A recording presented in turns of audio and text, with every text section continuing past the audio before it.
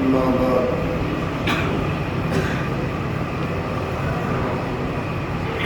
قال أصحاب رسول الله صلى الله عليه وسلم يا رسول الله ما هذه الأضاحي؟ قال سنة أبيكم إبراهيم عليه السلام. قالوا فما لنا فيها يا رسول الله؟ قال بكل شعرة حسنة. قالوا فالصوف يا رسول الله؟ قال بكل شعرة من الصوف حسنة أو كما قال عليه الصلاة والسلام.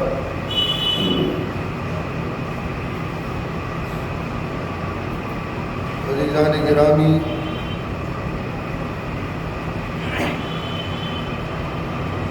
گزشتہ جمعوں سے قربانی کے مسائل، قربانی کا نصاب،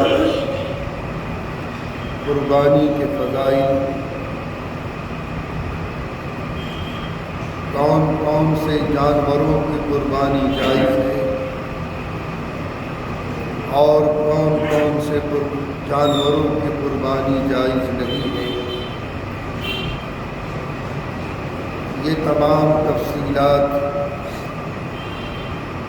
درس جمعے میں آپ حضرات کے سامنے آ رہی ہیں۔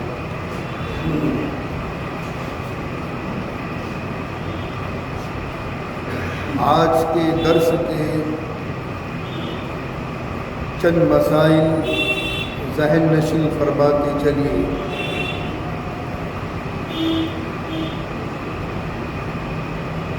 عیب دار جانوروں کی قربانی جائز نہیں ہے۔ وہ کون کون سے عیوب ہیں، چند عیبوں کی تفصیل تو گزشتہ جمعے کو آپ حضرات کے سامنے آ چکی تھی۔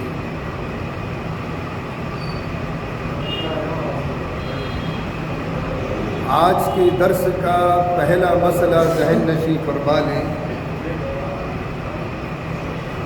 گزشتہ جمعے کو اسی مسئلے پر میں نے اپنے درس کو موقوف کیا تھا۔ جس جانور کے 3 پیر ہیں، چوتھا ہے ہی نہیں، یہ تمام مسائل فتاوی شامی در مختار کے حوالوں سے آپ حضرات کے سامنے پیش کیے جاتے ہیں۔ بخاری و مسلم کے حوالے سے، داود و نسائی کے حوالے سے، صحائح ستہ کی جتنی بھی کتب معتبرہ ہیں، تمام کے حوالوں سے یہ مسائل و فضائل آپ حضرات کے سامنے آتے ہیں۔ جس جانور کا 3 پیر موجود ہیں، چوتھا ہے ہی نہیں، اس کی قربانی جائز نہیں ہے۔ جس جانور کے 4 پیر تو موجود ہیں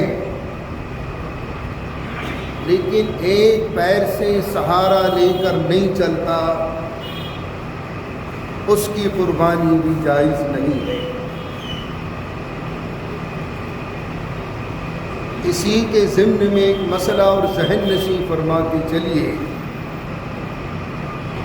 جس جانور کے 4 پیر تو موجود ہیں لیکن ایک پیر میں لنگ ہے،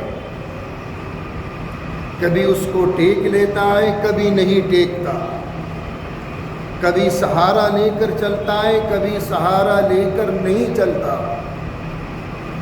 تو پیر میں لنگ ہونا یہ عیب کے اندر شمار نہیں ہے، اس کی قربانی جائز ہے۔ جس جانور کے 3 پیر ہیں، چوتھا ہے ہی نہیں، اس کی قربانی جائز نہیں ہے۔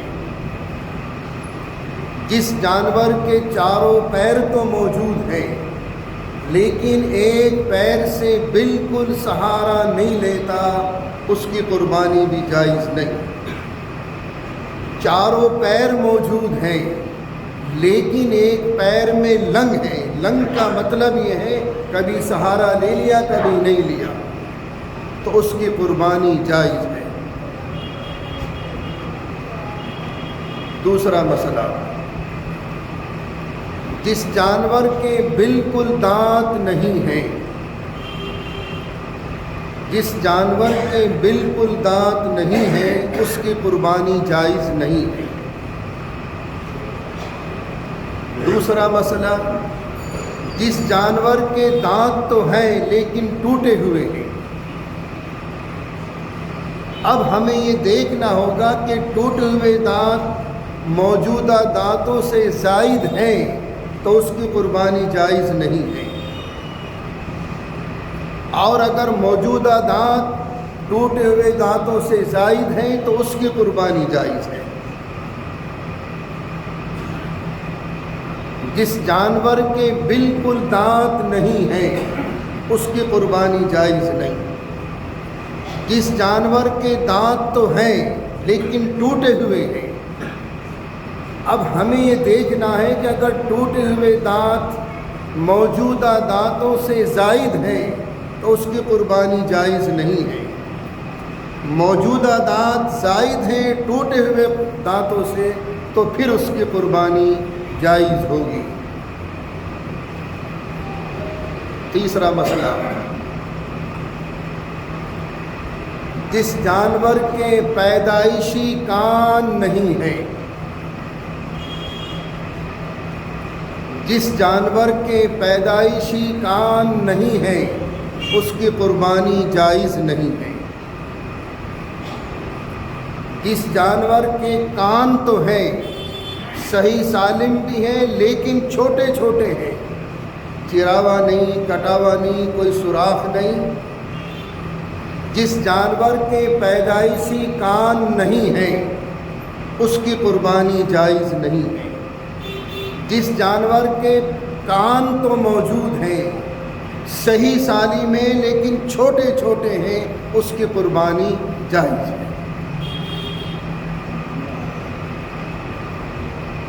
چوتھا مسئلہ، جس جانور کے پیدائشی سینگ نہیں ہیں، جس جانور کے پیدائشی سینگ نہیں ہے اس کی قربانی جائز ہے۔ سینگ نہ ہونا یہ عیب کے اندر شمار نہیں ہے۔ سینگ ہیں لیکن ٹوٹے ہوئے ہیں، اگر وہ دونوں سینگ یا ان میں سے ایک سینگ بالکل جڑ سے ٹوٹ گیا اور اندر کی اس کی مینگ بھی نکل گئی تو پھر اس کی قربانی جائز نہیں ہے۔ ہاں ٹوٹے ہوئے ہیں لیکن جڑ مضبوط ہے، لیکن 3 حصہ باقی ہیں، ایک حصہ ٹوٹا ہوا ہے تو اس کی قربانی جائز ہوگی۔ پانچواں مسئلہ، قربانی کی نیت سے جانور خریدا اور اس کے اندر کوئی عیب پیدا ہو گیا، قربانی کی نیت سے جانور خریدا اور اس کے اندر کوئی عیب پیدا ہو گیا، اگر وہ غریب ہے تو اسی عیب شدہ جانور کی قربانی کرے گا، اور اگر وہ مالدار ہے تو دوسرا خرید کے کرے گا۔ جانور قربانی کی نیت سے خریدا تھا، اتفاقاً اس میں کوئی عیب پیدا ہو گیا، اگر وہ غریب ہے تو اسی عیب شدہ جانور کی قربانی کرے گا، اگر مالدار ہے تو نیا خریدے گا۔ چھٹا مسئلہ، قربانی کی نیت سے جانور خرید لیا لیکن کوئی حادثہ ایسا پیش آ گیا کہ تینوں دن گزر گئے، قربانی نہیں کر سکا، قربانی کی نیت سے جانور خرید لیا تھا، لیکن کوئی حادثہ کوئی ایسا پیش آ گیا کہ وہ تینوں دن گزر گئے، قربانی نہیں کر سکا، تو اس پورے جانور کو خیرات کرے گا۔ ایک مسئلہ تو یہ ہے۔ دوسرا، قربانی واجب تھی لیکن نہیں کر سکا تینوں دن میں، قربانی واجب تھی لیکن نہیں کر سکا تینوں دن میں، تو جب 3 دن گزر گئے قربانی نہیں کر سکا تو ایک بکرا خرید کر جوں کا تو خیرات کرے گا۔ یہ وہ مسائل ہیں جن کا ہماری میموری میں اسٹور رہنا ضروری ہے تاکہ بروقت یہ مسائل کام آ جائیں۔ باقی مسائل کی تفصیل تو انشاءاللہ آئندہ جمعے کو آئے گی۔ ایک فضیلت بھی ذہن نشین فرماتے چلیے، یہ مسلم شریف کی روایت ہے۔ ام المومنین حضرت ام سلمہ رضی اللہ تعالی عنہ اس حدیث پاک کی راوی ہے۔ آج ماہ ذی القعدہ کی 29 تاریخ ہے۔ ہماری مرکزی ہلال کمیٹی جامع مسجد دہلی انشاءاللہ آج میٹنگ منعقد ہوگی۔ چاند ہو بھی سکتا ہے اور نہیں بھی ہو سکتا، لیکن اغلب گمان یہی ہے کہ چاند کا امکان ہے۔ بہرحال صاحب قربانی ذی الحجہ کا چاند نظر آنے کے بعد نہ اپنے بال کاٹے، نہ ناخن کاٹے، نہ بغل کے بال کاٹے، نہ موئے زیر ناف کاٹے، بدن کے کسی حصے کا بال نہ کاٹے، ناخن نہ کاٹے، حجامت نہ بنوائے، خط نہ بنوائے، بال نہ کٹوائے۔ یہ عمل مستحب ہے۔ جب اس کی قربانی ہو جائے، جب اپنا بال کٹوا لے، ناخن کاٹ لے، لیکن یہ عمل ایک استحبابی عمل ہے، فرض نہیں، واجب نہیں، سنت نہیں، ایک مستحب عمل ہے۔ اگر اسی دوران میں صاحب قربانی نے بال کٹوا لیے، ناخن کٹوا لیے، تو اس کی قربانی پر کوئی اثر نہیں پڑے گا، قربانی ہوگی۔ یہ نہیں میں ہم نے بال کٹوا لیے، قربانی جائز نہیں، ناخن کٹوا لیے، اب تمہاری قربانی، یہ تو سب ہمارے ذہنوں کے اختراع ہیں۔ یہ شیطان جو کیڑے پیدا کرتا ہے ہمارے ذہنوں میں، یہ اس کا اختراع ہے۔ یہ ایک استحبابی عمل ہے، اگر کر لیں تو ثواب، نہ کریں تو کوئی پکڑ نہیں ہے عند اللہ۔ لیکن عزیزان گرامی، کبھی کبھی مستحبات پر بھی عمل کر لینا چاہیے۔ اللہ کی شان بڑی بے نیاز ہے، کبھی کبھی مستحبات پر بھی نواز دیتی ہے۔